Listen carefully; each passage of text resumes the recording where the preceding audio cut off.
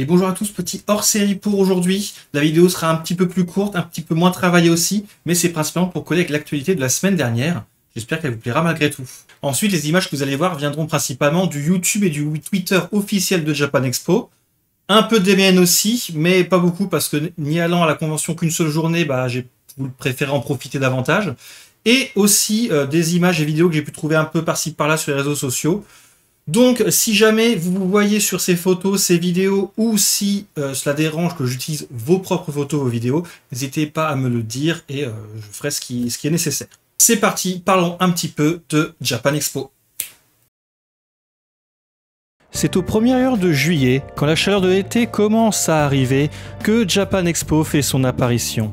C'est au parc des expositions de Villepinte, à quelques kilomètres du centre de Paris, qu'a lieu chaque année, hors période de pandémie, cette convention estivale. Cette année, Japan Expo fête sa 21e édition. Ce rendez-vous estival est l'occasion pour tous les geeks, gamers, otaku et weebs que nous appellerons festivaliers afin d'éviter tout problème et pour que ce soit plus court à dire, de sortir de chez eux, payer une entrée pour pouvoir acheter des trucs et s'enfermer jusqu'à 4 jours durant dans l'objectif de faire vivre leur passion. Il existe plusieurs espèces de festivaliers à Japan Expo, l'un d'entre eux est l'acheteur compulsif. Il rentre les mains vides sans attention d'achat et ressort avec 5 sacs de goodies pleins à craquer, dont il n'aura probablement jamais l'utilité. Ensuite, nous avons l'espèce patiente. Il va faire la queue pendant des heures pour avoir un autographe ou une photo avec une idole ou pour réaliser une activité dans le salon. Puis vient le cosplayer qui va choisir d'incarner l'un de ses personnages favoris pour le faire vivre le temps d'un week-end.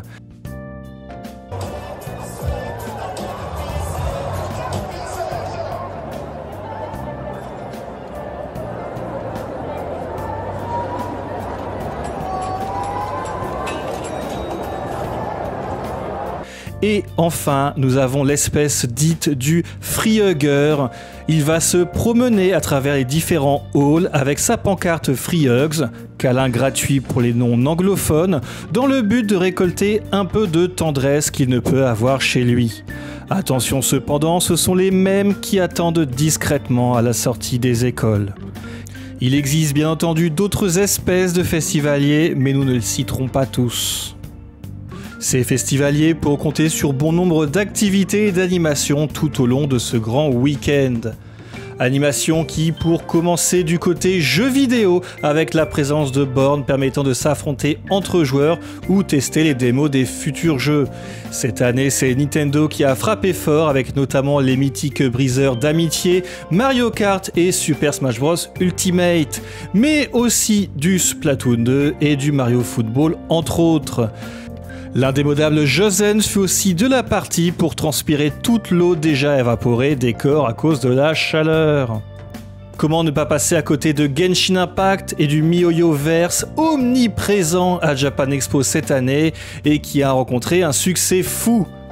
Mais attendez, c'est pas chinois ça ? Bref, juste à côté le stand Atlus présent pour fêter les 25 ans de Persona.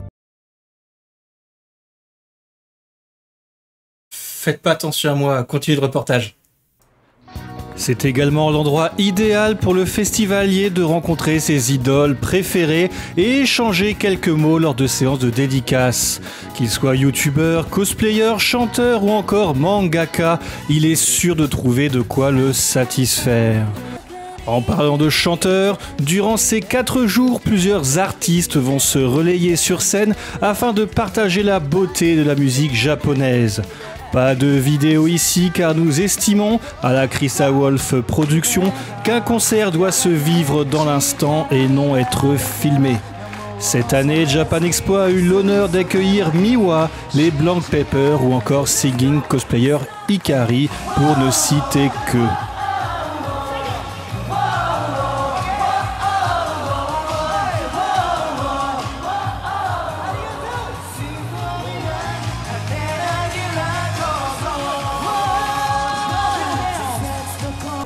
Cela ne s'arrête pas là car le festivalier pourra également profiter de la découverte des différents arts martiaux japonais, de s'essayer à des jeux de société ou de faire une partie de Quidditch. Des quiz autour des animés et mangas sauront mettre sa matière grise à rude épreuve, tout comme les sessions de doublage, voire même du montage de maquettes. Son désir inavoué, sa destinée. Pour le reste, nous pouvons citer en vrac les conférences autour différents thèmes liés de près ou de loin avec le Japon, les spectacles de danse ou d'instruments traditionnels, ou encore le désormais mythique European Cosplay Gathering, ECG pour les intimes, qui va permettre d'élire le meilleur cosplay et la meilleure prestation.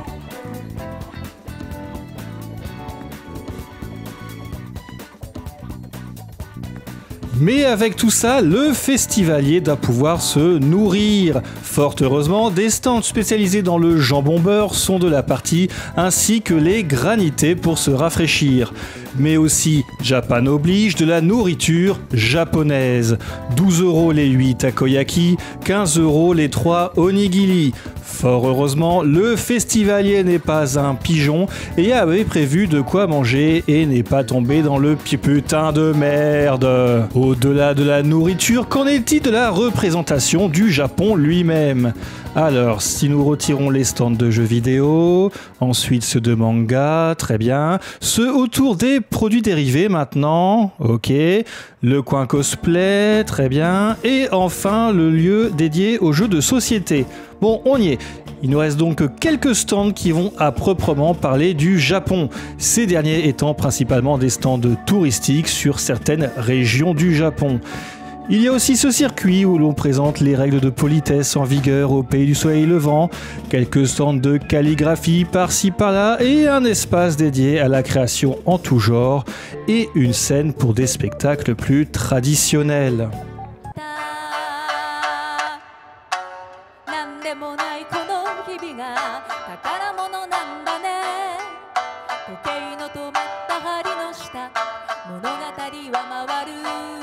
Un pôle dédié aux jeunes créateurs est également présent à Japan Expo. Ce dernier regroupe des indépendants mettant en avant leur savoir-faire pour proposer aux festivaliers des articles de très bonne qualité pour une somme anecdotique, en plus de ce qu'il pourra trouver au travers de la convention.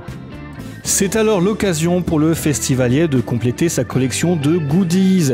Il pourra notamment trouver des figurines, des mangas, des figurines, des t-shirts, des mangas, des figurines, des répliques d'armes, des mangas, des figurines, des posters, des mangas.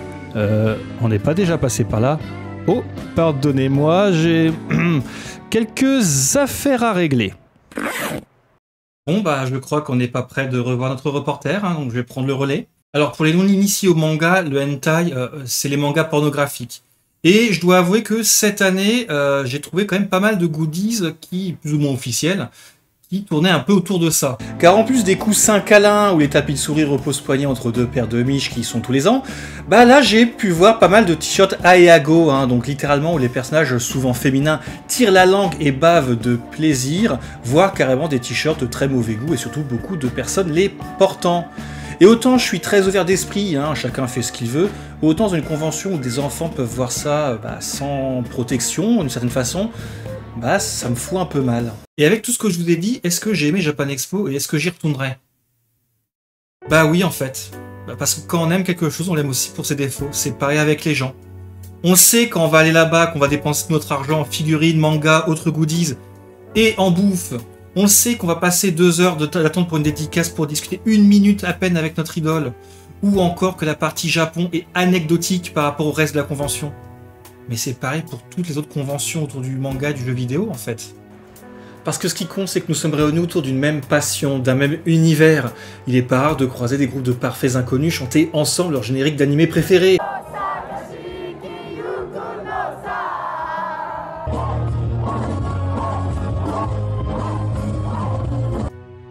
de poser côte à côte pour des photos car ils ont le même cosplay, ou alors ils viennent du même univers, ou alors sont juste heureux de voir quelqu'un d'autre incarner un de leurs personnages préférés. Et surtout, tout le monde est respectueux. Quel que soit votre âge, votre statut, votre genre et j'en passe, vous êtes accepté tel que vous êtes réellement. C'est ça la magie de ce genre de convention.